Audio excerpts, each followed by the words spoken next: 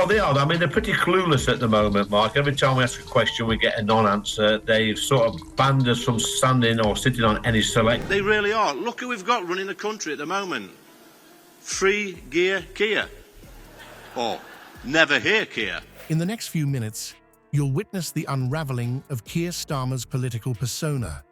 We'll break down Lee Anderson's surgical dissection of Starmer's record, from his shameful time as DPP to his Brexit U-turns. But that's just the beginning. Stay tuned. For the moment, Anderson delivers a critique so scathing, it leaves viewers questioning everything they thought they knew about the Labour leader. And like you say, Dan, the ads from last week were quite shameful. I'm not bothered, actually, because it does us a favour. It makes him look like a child. Before we move on, I'd like to ask you a small favour. If you appreciate this content, please take a second to like this video and subscribe to the channel. Over 98% of you watch the videos without subscribing. It costs you nothing, but it makes a huge difference to us. So, did you click the subscribe button? Great. Thank you so much. Now, back to the video. As the dust settles from Starmer's earlier stumbles, Lee Anderson isn't about to let him off the hook. The Brexit boomerang is coming back to hit Starmer square in the face, and it's not a pretty sight. As well, this is a very, very poor government, by the way, Mike. Their majority is built on sand, and we've seen it already, the sleaze and the corruption. Remember when Keir Starmer was the poster boy for the Remain campaign? He was everywhere, championing a second referendum and insisting that Brexit would be a disaster for Britain. Fast forward to today, and suddenly he's singing a different tune. Make Brexit work is his new mantra, but how did we get here? Anderson doesn't miss a beat, confronting Starmer with his past statements. It's like watching a car crash in slow motion. This useless Labour government are doing the impossible. They're actually making things worse. Starmer squirms as Anderson reminds everyone of his impassioned speeches about the dangers of leaving the EU. The Labour leader's attempts to reconcile his current stance with his previous views are about as convincing as a chocolate teapot. But it's not just Anderson who's noticed this dramatic U-turn. The public reaction has been a mix of confusion and frustration. Social media is ablaze with people sharing clips of Starmer's old interviews, juxtaposed with his current position. It's political whiplash, and voters are feeling the pain. As Anderson presses on, the tension in the room is palpable. How will Starmer defend this apparent about-face? Racist bigot. Surely, actually, if there's anyone who is practicing racism, discrimination, bigotry, it's these woke folk in the Labour Party. The anticipation builds as he opens his mouth to speak, but what comes out is far from the clear, concise explanation we're all hoping for. Instead, we're treated to a masterclass in political doublespeak. Starmer fumbles through a series of vague statements about moving forward and dealing with the reality on the ground. It's like watching a magician try to pull a rabbit out of a hat, only to find the hat's empty and the audience is getting restless. The more Starmer talks, the deeper the hole he digs for himself. He tries to paint his change of heart as pragmatism, but it comes across as opportunism. Anderson, sensing blood in the water, doesn't let up. He pushes Starmer on specific policies, asking how exactly he plans to make Brexit work, when he spent years arguing it could never work at all. Well, they are. I mean, they're pretty clueless at the moment, Mark. Every time we ask a question, we get a non-answer. They've sort of banned us from standing or sitting on any select. Starmer's struggle to provide a coherent explanation is painful to watch. It's clear that he's caught between a rock and a hard place, trying to appeal to both Remain voters who supported his original position and Leave voters who he now needs to win over. But in trying to please everyone, he risks pleasing no one. Just when Keir Starmer thought he'd weathered the Brexit storm, Lee Anderson shifts gears to a topic that makes the Labour leader visibly uncomfortable: As Director of Public Prosecutions, Starmer was once hailed as a champion of justice. But now, his past decisions are coming back to haunt him, threatening to shatter his carefully crafted image as a competent leader.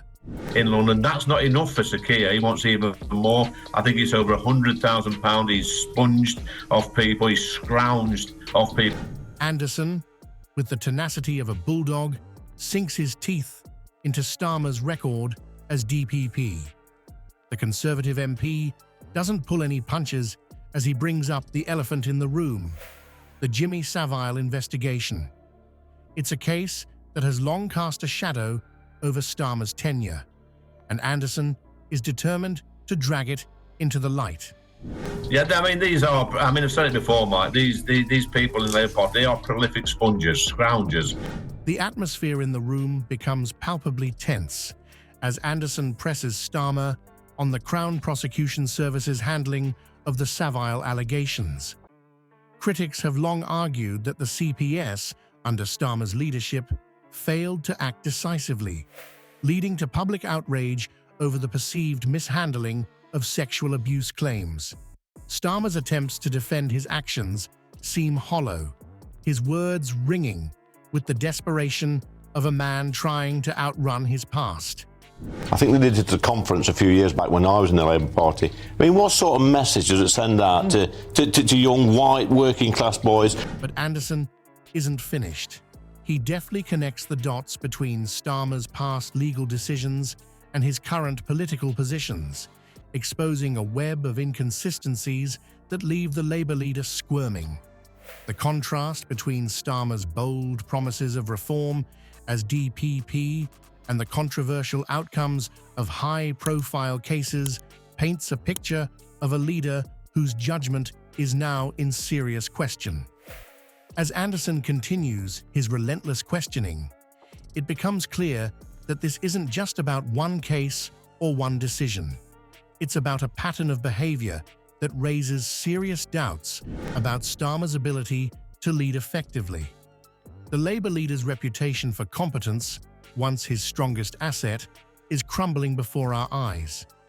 Public trust in Starmer has been on a roller coaster ride, and Anderson's probing questions send it plummeting once again. Polling data suggests that voters are increasingly skeptical of Starmer's leadership capabilities, a sentiment that Anderson seems all too eager to exploit. They really are. Look who we've got running the country at the moment. Free Gear Keir. Or never hear Keir. The MP's aggressive style may be off-putting to some, but it's undeniably effective in exposing the cracks in Starmer's facade. As the interview progresses, Starmer's composure begins to crack. His responses become more defensive, his body language more closed off. It's a far cry from the confident, articulate lawyer who once commanded respect in courtrooms across the country. Now, he looks like a man caught in a trap of his own making. The decision of having you on the show, and it does show you that these people are not used to the media actually having a range of views. Unable to reconcile his past actions with his current aspirations. Anderson's lizard comment has struck a chord, encapsulating the growing doubts about Starmer's authenticity. It's not just a clever quip, it's a damning indictment of a leader whose public image seems increasingly at odds with reality. The debate has exposed cracks in Starmer's carefully constructed facade, potentially marking a turning point in how the public perceives the Labour leader.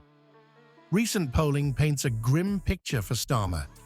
His leadership approval ratings have taken a nosedive, with only 29% of voters believing he's doing a good job, a stark drop from 41% earlier in the year. This decline raises serious questions about his ability to lead Labour effectively into the next election. It makes him look like a playground bully as well, and it's not working. As viewers digest the spectacle of Anderson's takedown, they're left grappling with a crucial question. Is Starmer really the leader Labour needs to clinch victory at the polls?